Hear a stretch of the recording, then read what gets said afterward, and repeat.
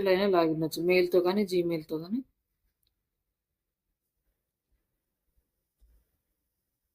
Already నేను login అయ్యినట్టున్నాను.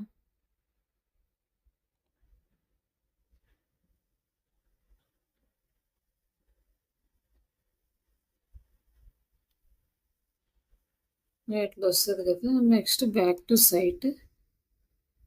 Back to సైట్‌కెళ్ళిపోతే already మనం login అయ్యాం.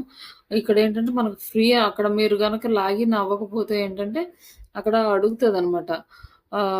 ఫ్రీ ఆప్షన్‌కెళ్తారా అని ఆఫర్స్ చూపిస్తది.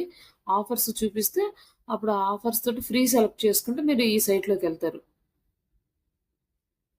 ఇక్కడ next add a new site అంటే న్యూ సైట్ క్రియేట్ చేయాలి. న్యూ సైట్ క్రియేట్ చేయడం అంటే ఇక్కడ వర్డ్‌ప్రెస్, బిల్డ్ విత్ ఏఐ ఇవన్నీ ఉన్నాయి.